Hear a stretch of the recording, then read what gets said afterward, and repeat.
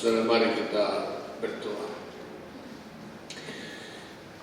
Kami percaya Tuhan, ketika kami berhimpun di tempat ini, itu semua bahwa karena Tuhan mencintai kami, memanggil kami, dan hendak memberkati kami lewat firman-Mu yang hendak kami baca, renungkan, gumulkan. Setiap kami punya banyak kelemahan dalam kesehatan, setiap kami punya banyak rapuhan dalam fisik dan mental. Karena itulah kami mau menghayati bahwa ketika kami akrab dengan Injil Tuhan, maka Tuhan memberikan kesembuhan buat kami. Kami percaya bahwa di dalam Tuhan, bersama dengan Tuhan, maka Tuhan memberikan tenaga dan kuasa untuk bisa mengatasi segala sakit penyakit yang kami alami. Karena itu Bapa, biar Roh Kudus bekerja dalam hati dan pikiran kami. Kami diberkati, kami sukacita, dan kami terus menjadi berkat satu sama lain. Dalam nama Tuhan Yesus kami berdoa dan bersyukur. Amin. Selamat pagi. Senang boleh bertemu kembali dengan Bapak Ibu tempat ini. Saudara-saudara, kita akan, saya lebih baik ya, kita akan bersama-sama membuka bacaan Alkitab kita.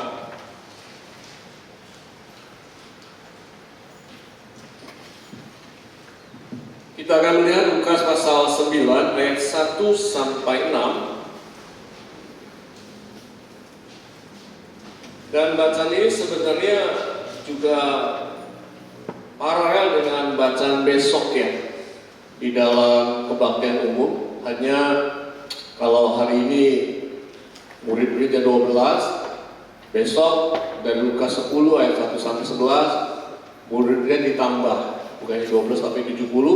Lalu diutus pergi berdua. Kita akan membuka Lukas pasal 9 ayat 1 sampai 6.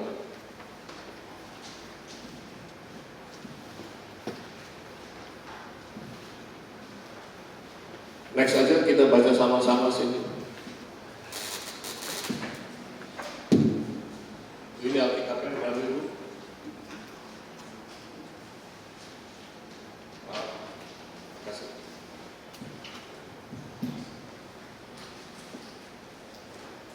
Ayat 1 saya membacakan, ayat berikutnya Bapak Ibu secara bergiliran membacakan. Ya.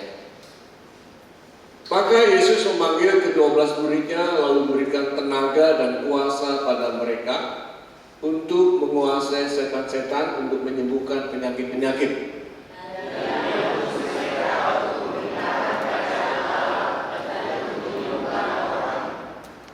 Katanya kepada mereka, jangan membawa apa-apa dalam perjalanan, jangan membawa tongkat atau bekal, roti atau uang, atau 2 helai baju.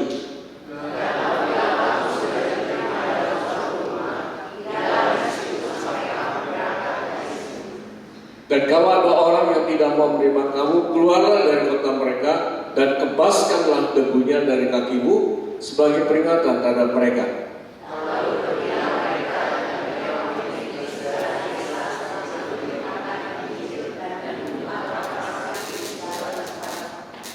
Berbahagialah kita baca kitab, mendengarkan firman Tuhan dan melihara dalam kehidupan sehari-hari. Saudara-saudara, kita akan melihat ada sebuah video, ya. Bapak Ibu, apa respon kita ketika pasangan kita dalam keluarga kita ada yang menderita seperti ini, atau kita seperti ini, respon kita apa? Setiap orang pengen sehat. Ketika kita diperhadapkan, jangan pindah dulu. Ketika orang diperhadapkan dengan orang yang sakit Alzheimer, respon kita apa? Respon kita apa terhadap orang yang sakit Alzheimer? Menolak dia? Membenci dia? Apa?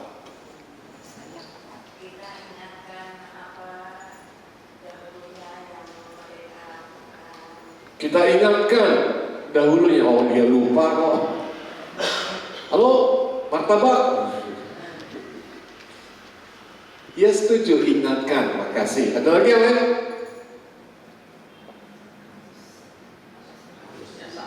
Sabar. Terus apa lagi? Menjaga. Kemudian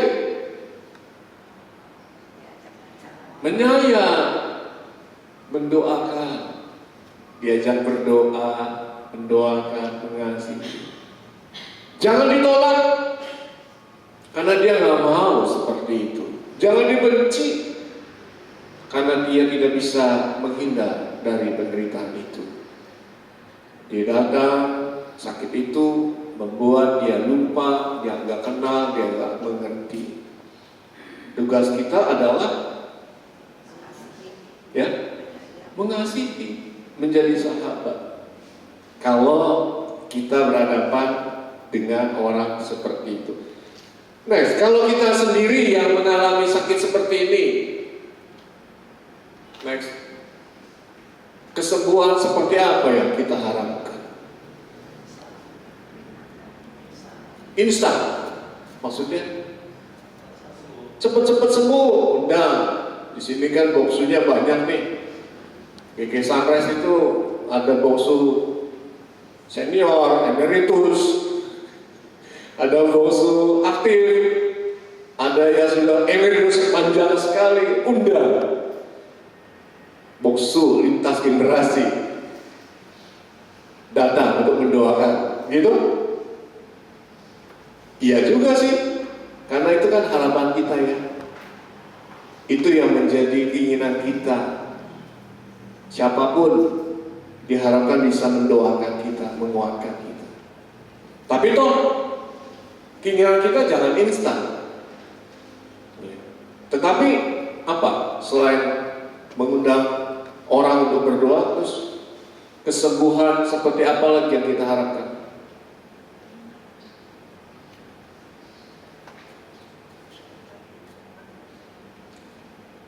Ada orang yang nggak sembuh-sembuh lalu akhirnya melakukan pengobatan alternatif. Saya suatu ketika kaget karena adik saya, adik ipar ya, dia itu dulu perokok dan tidak merokok, berhenti. Suatu ketika datang ke rumah dia pada saat kami main, dia merokok. Saya tegur dia, kok kamu merokok lagi sih? Sudah tahu kan kamu ada gula, kenapa kamu rokok? Terus dia bilang, kok ini rokok herbal, yang nomor itu Romo. Ah, gak percaya saya, coba aja, gak enak nih herbal. Kalau ini tawar sebatang ke saya coba. Emang gak enak. Sudah ada yang pernah coba rokok herbal? Di Jakarta ada. Terus saya bilang manfaatnya apa? Rokok-rokok. Nah ini orang sudah punya image kalau rokok itu negatif. Terus dia kasih websitenya dan memang rokok ini ditemukan dari seorang pastor dan ketika menghisap rokok itu nggak dihembuskan keluar tapi ke dalam, telan dari asap. Dan rokok itu memang terbuat dari ramuan herbal. Ditelan dan itu yang mendetok.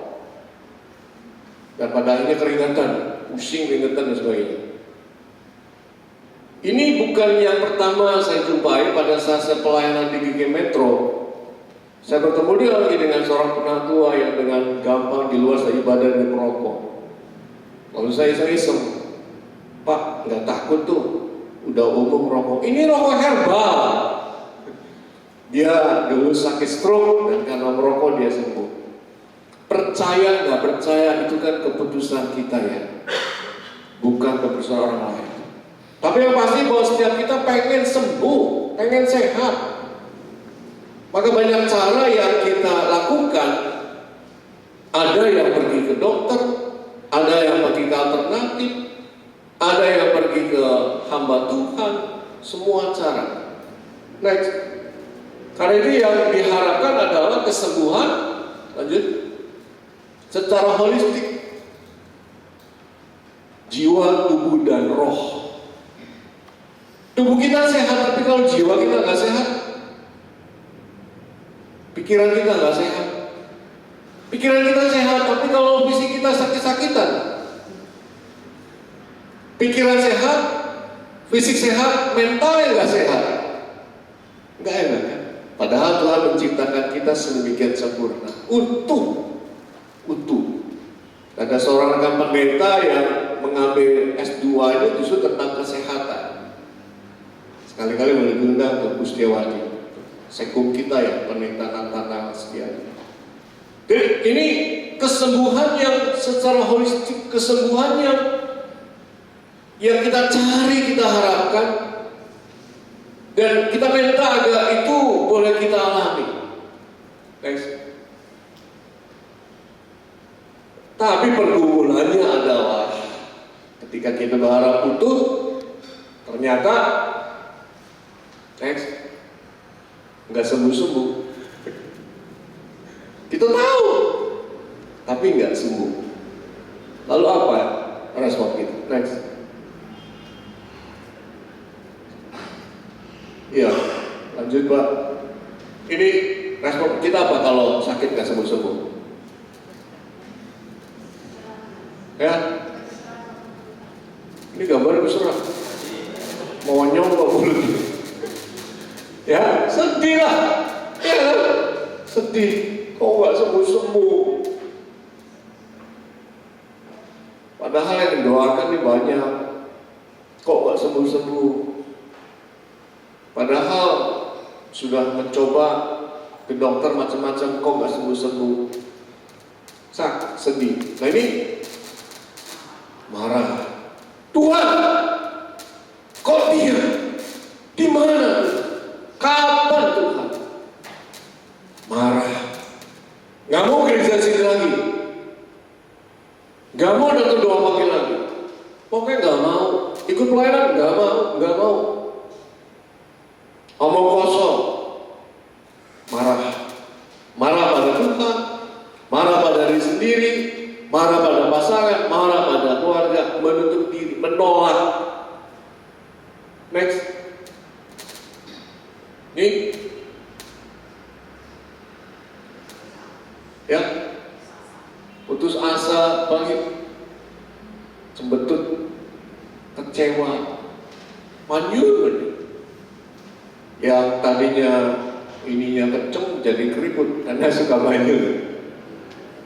Walaupun sudah ditarik-tarik gitu ya, kadang-kadang kalau malam kan tarik supaya dia kendor jadi kenceng gitu kan, nggak bisa karena nggak sembuh-sembuh jadi kelihatan kecewa dan enggak menyenangkan. Next.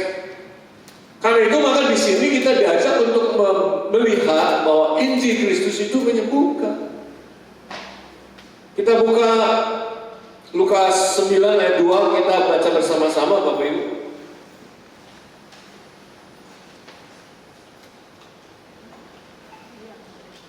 Lukas 9 ayat 2. Mari kita baca sama-sama ya. 3, 2, 1. Ia mengutus mereka untuk memberitakan kerajaan Allah dan untuk menyembuhkan orang-orang sakit. Mereka itu siapa? Mereka itu siapa?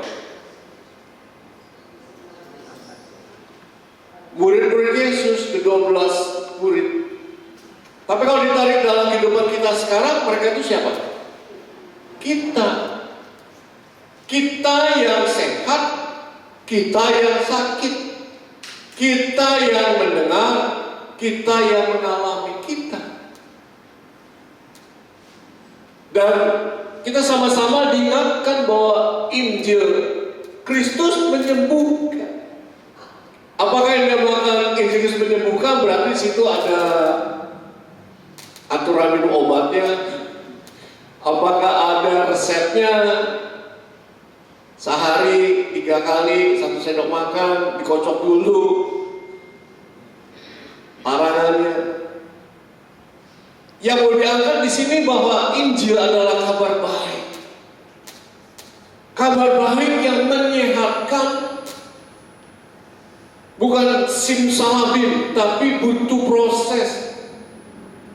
Butuh diyakini, dihadirkan, butuh diingatkan. Menjadi kabar baik pada saat bukan hanya kita senang, tapi saat susah. Menjadi kabar baik bukan hanya pada saat di ruangan ini, tapi pada saat di luar juga. Kabar baik. Nah, oleh karena itu, hari ini kita mau mendalami sebenarnya perikopnya berbicara apa. Next.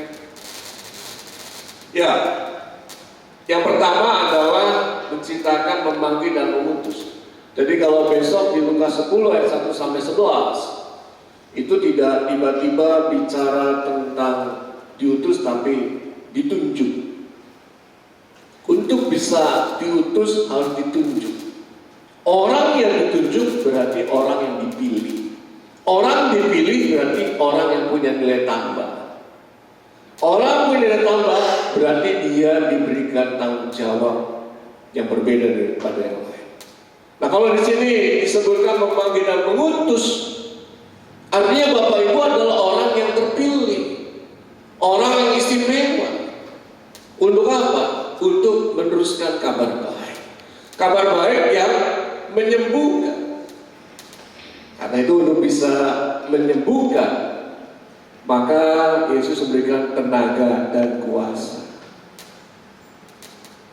Melalui tenaga dan kuasa, maka Injil bisa diberitakan, setan bisa ditundukkan, orang sakit bisa disembuhkan.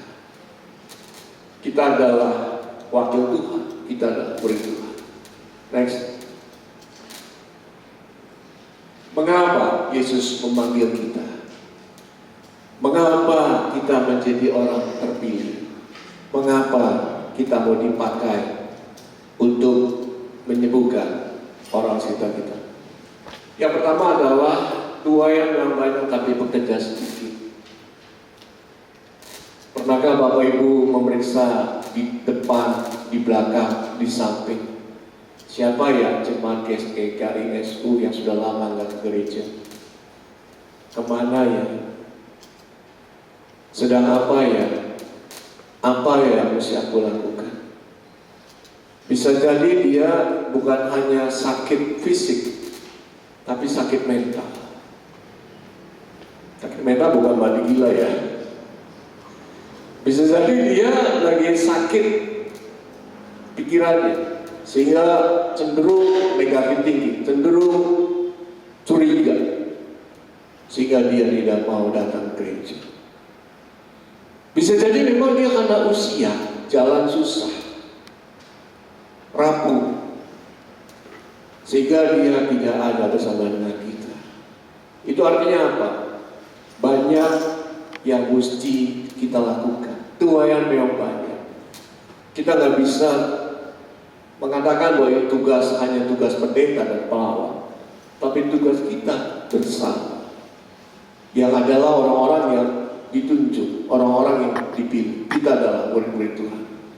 Oleh karena itu banyak yang dipanggil tapi sedikit yang terpilih. Next. Lalu yang membedakan, yang satu diangkat. Kita dikasih Tuhan, diberkati Tuhan untuk bisa memberkati yang lain. Next. Untuk bisa memberitakan Injil Kristus kita butuh tenaga dan kuasa. Gak mungkin kita bisa jadi berkat kalau gak punya tenaga dan kuasa. Firman Tuhan mengatakan tenaga dan kuasa. Ayat berapa Bapak Ibu? Di Lukas 9 yang berbicara tenaga dan kuasa. Ada yang bisa membantu menolong saya? Lukas 9 ayat berapa?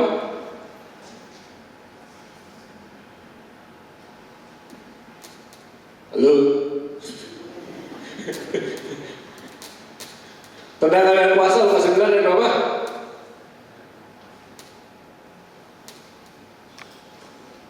Silakan mau membaca di TB LAI atau di handphone. Ayat berapa? Ayat 1. Kalau di handphone itu jelas sekali tenaga dan kuasa. Kalau di TB 2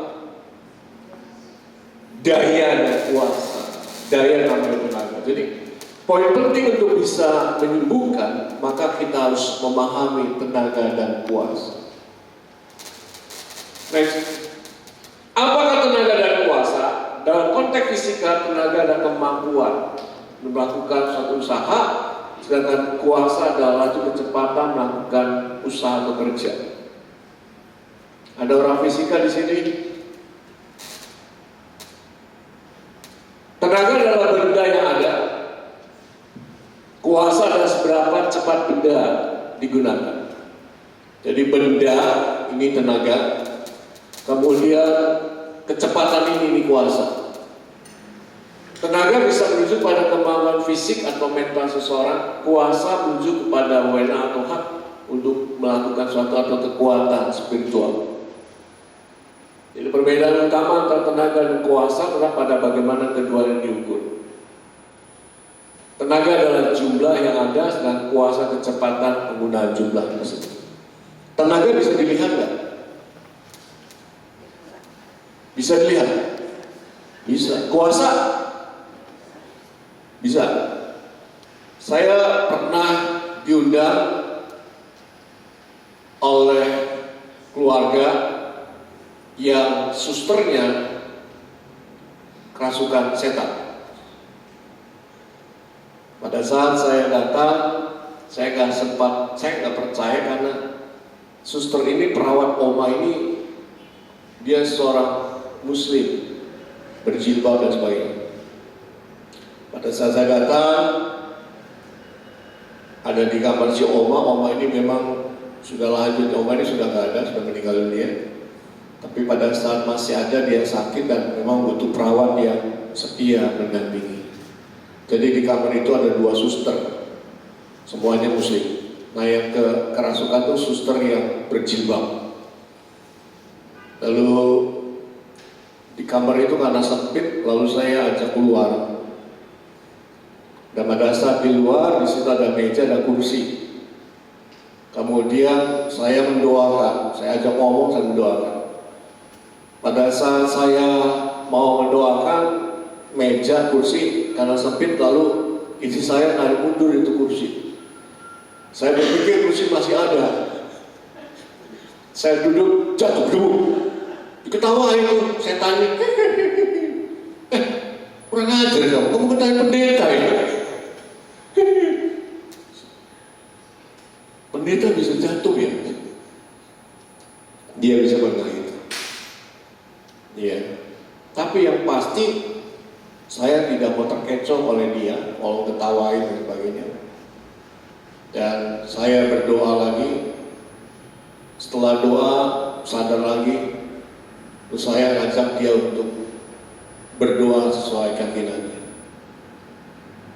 Akhirnya ke kamar lagi karena nggak nyaman kamar, dan pada saat di kamar, suster yang kerasukan mengatakan bahwa sebenarnya jahat itu di sebelah sana.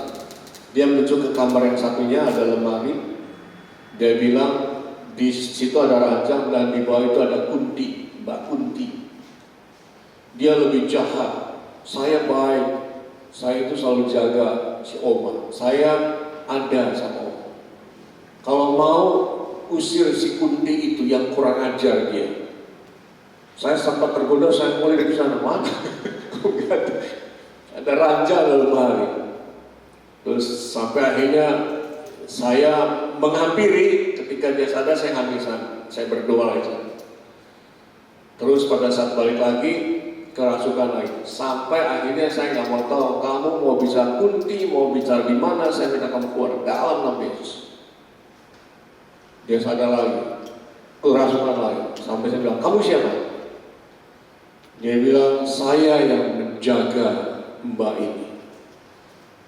Kamu apa? Tanda balik. Saya mau kamu keluar dalam nama Yesus, kamu keluar. Dia sadar.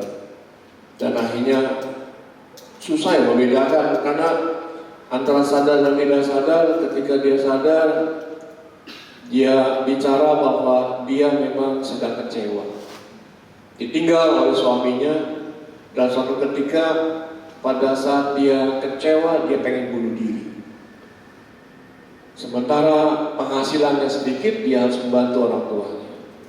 Saya bilang kamu harus bertobat, kamu minta ampun kepada Allah kamu, kepada Tuhan kamu. Saya pengen kamu bisa sembuh. Saya coba pada saat keadaan sadar. Sampai akhirnya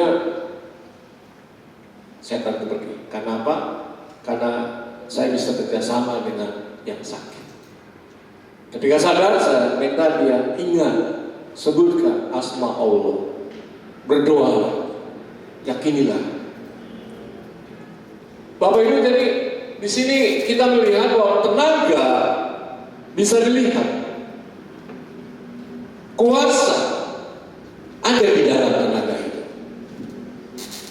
Nah, kalau perhatikan gambar ini, kita melihat ada 3 gambar, ada batu besar, ada pengungkit, ada batu untuk alas pengungkit sama orang 4 ya.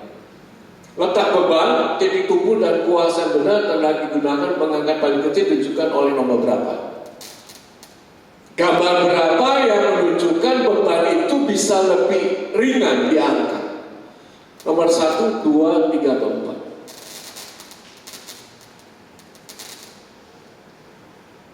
Ada batu, ada kayu, terus ada apa namanya alas untuk ungkit ya.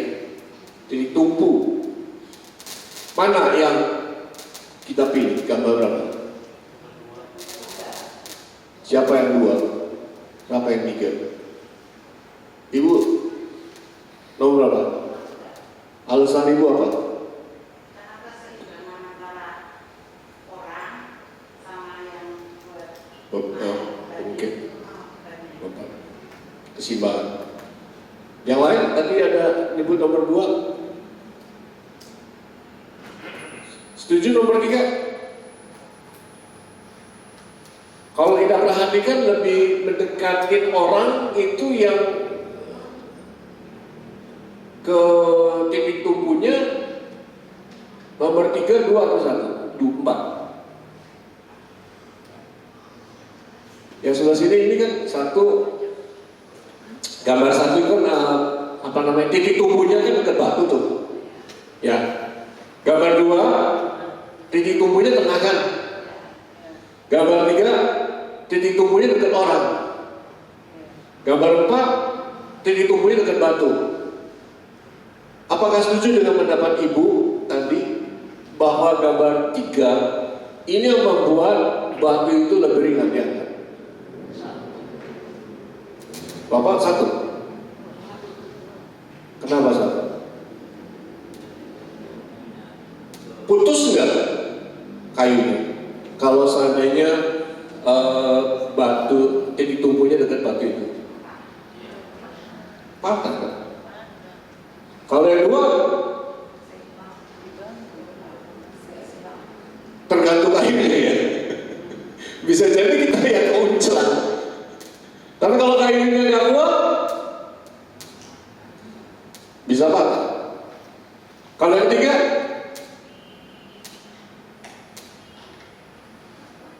bisa patah juga, tetapi titik tumbuh dekat orang, sehingga dikonsentrasikan adalah di dekatnya itu orang itu sehingga dia bisa powerful. Kalau yang keempat, orangnya yang bisa mau mengatakan apa? Batu itu adalah sakit penyakit kita. Titik tumpu itu menunjukkan kedekatan kita dengan Tuhan. Kita mau dekat Tuhan, kita semakin jauh kepada Tuhan. Kalau kita semakin dekat dengan Tuhan, apapun yang kita pakai, itu akan ada kuasa yang muncul. Kalau kita semakin menghampiri Tuhan, semakin intim dengan Tuhan, Tuhan akan berikan tenaga dan kuasa. Next. Jadi tenaga dan kuasa dari Tuhan ini bukan dalam bentuk benda-benda material, tapi sabda Tuhan, firman Tuhan. Sehari berapa kali kita suka membaca firman Tuhan? Seberapa sering kita mendalami firman Tuhan? Seberapa banyak kita mengingat firman Tuhan? Itu menentukan kadar tenaga dan kuasa kita. Itu yang menentukan sehingga kita bisa melakukan banyak kesembuhan, mengusir roh jahat, memberitakan kabar baik dan sebagainya. Next. Karena itu untuk bisa mendapatkan tenaga dan kuasa dari firman Tuhan, teks Alkitab mengajak kita untuk fokus. Ketika kita diberkati oleh firman-Nya, bagikan supaya orang lain menerima berkat dari apa yang kita alami. Karena itu maka di sini jangan bawa apa-apa, supaya bisa fokus pada Tuhan dan tugas tanggung jawab. Dilarang bawa perbekalan, uang, 2 kali baju, tujuannya supaya kita lebih bergantung pada Tuhan, mengandalkan Tuhan. Kita nggak perlu datang ke orang pintar, kita nggak perlu datang ke peramal, datanglah kepada Tuhan. Dia akan berikan hikmat buat kita. Dan dengan datang kepada Tuhan, dengan hikmat dari Tuhan, maka kita akan mengalami kuasa dan tenaga itu. Tuhan akan menyediakan dan melengkapi kita. Tuhan punya banyak cara menolong kita. Next. Dan bukan hanya fokus untuk memberitakan firman Tuhan, tapi kita juga fokus kepada orang yang kita layani. Gak peduli dia menyebalkan, gak peduli dia menjengkelkan, gak peduli. Karena aku sudah dikasih Tuhan, aku mengalami indahnya firman Tuhan, aku mau membagikan firman Tuhan supaya bisa menyembuhkan dia. Jadi kita gak mau biarkan sakit hati, kita mau move on. Makanya di situ mengebaskan debu kaki, kita harus move on. Supaya apa? Supaya orang itu pun bisa mengalami kesembuhan dari tindakan kita. Dan dengan begitu kita nyatakan kita tidak dikuasai pendapat bermaksud cara lain. Kita fokus. Next. Karena itu refleksi teologisnya apa?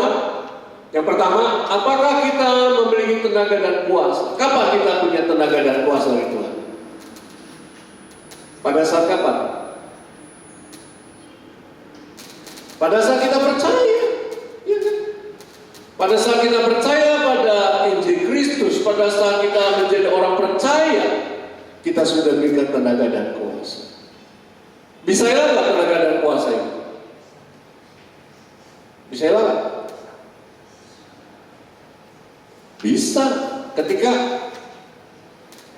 jauh dari Tuhan, ketika kita jauh dari Tuhan, ketika kita menjadi malas baca firman Tuhan, ketika kita menjadi kendor bersekutu dengan Tuhan. Nah, ketika kita boleh bisa punya tenaga dan kuasa Tuhan, maka kita dimampukan mengatasi persoalan. Karena itu dekatlah kepada Tuhan, intimlah dengan Tuhan, mintalah kepada Tuhan supaya tenaga dan kuasa tidak hilang untuk kita lakukan, untuk kita pakai. Yang kedua, apakah kita sungguh-sungguh memakai tenaga dan kuasa dari Tuhan untuk melayani orang membutuhkan, menyembuhkan yang sakit dan luka? Sudahkah kita punya hati yang berbela rasa pada orang lain? Kita diberkati untuk memberkati. Sudahkah kita mengasihi tanpa pilih kasih? Mengasihi tanpa syarat, mengasihi tanpa menutup, mengasihi supaya orang itu boleh semakin mengalami perjumpaan dengan Tuhan. Yang ketiga, apakah dalam pelayanan kita nama Tuhan dipermuliakan atau diri sendiri? Hati-hati ketika kita diberikan tenaga dan kuasa untuk membuat orang sembuh. Jangan sampai kita jadi sombong rohani. Oh, kalau nggak ada gua nggak mungkin. Oh, kalau bukan saya, impossible. Karena itu pada saat kita mau dipakai Tuhan, maka ingatkanlah kita harus rendah hati, tidak takabur dan jangan meninggal diri, supaya kita tetap bisa dipakai Tuhan. Terakhir, Injil Kristus menyembuhkan, artinya kesembuhan adalah harapan semua orang yang sakit, siapapun dia. Tapi ketika kita jadikan Injil Kristus sebagai sumber tenaga dan kuasa, ini impact-nya apa? Kita akan optimis. Kita optimis oleh firman-Nya dalam menyemangati diri supaya cepat sembuh. Firman Tuhan yang membuat kita sukacita.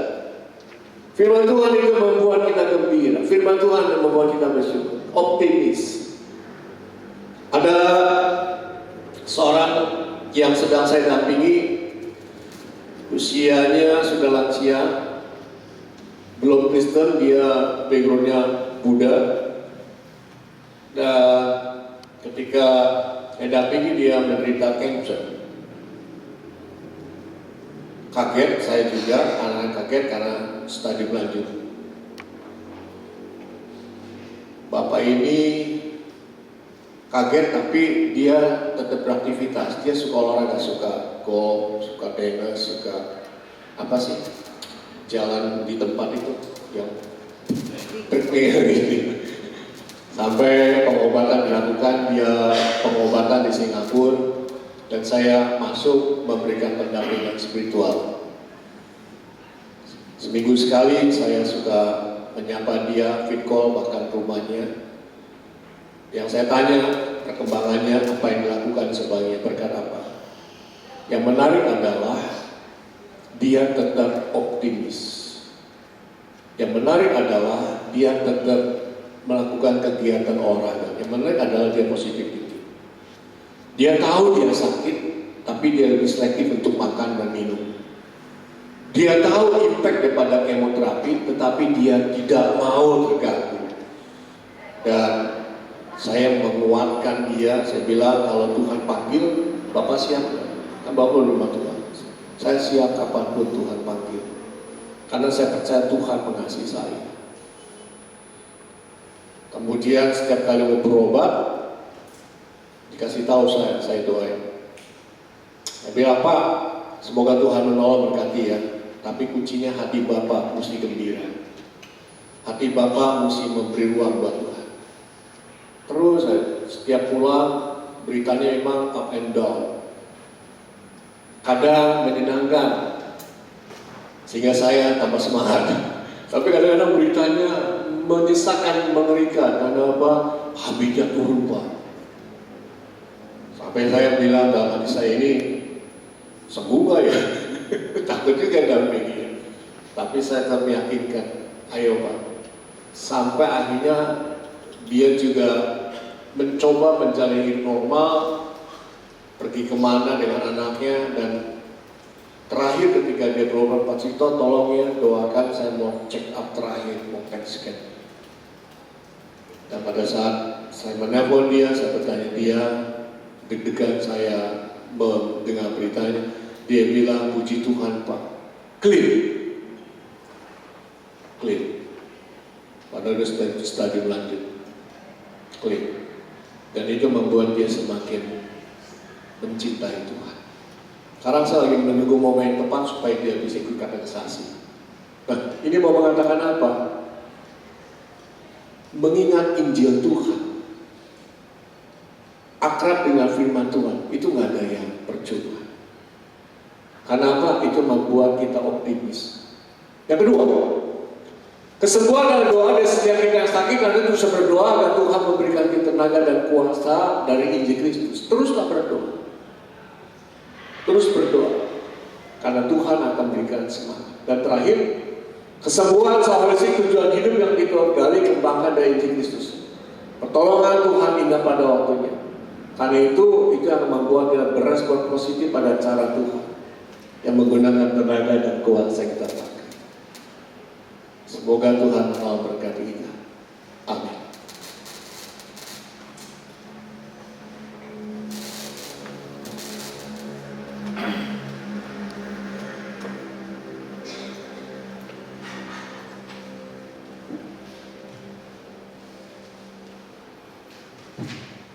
Mari kita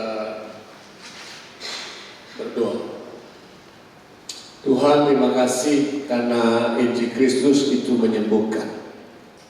Tuhan yang bangkit, yang sudah menyelamatkan kami, Tuhan yang memberikan kami tenaga dan kuasa untuk mengatasi segala persoalan hidup kami. Tolonglah kami agar kami terus mencintai firman Tuhan. Tolonglah kami agar kami terus mau belajar mengingat firman Tuhan. Tolonglah kami agar kami mau terus memakai firman Tuhan untuk membuat kami bisa mengatasi berbagai persoalan dan sakit penyakit kami. Kami tidak menyalahkan Tuhan atau diri sendiri, tetapi kami tetap melihat ada rencana Tuhan yang baik. Ada rancangan damai sejahtera yang mau Tuhan berikan buat kami. Tolong kami Tuhan secara pribadi. Kami percaya Tuhan punya banyak cara untuk membuat iman kami bertumbuh ketika kami sakit. Tuhan punya banyak cara untuk membuat kami terus menjadi berkat ketika kami sakit. Ya Bapa, terima kasih untuk segala karya-Mu.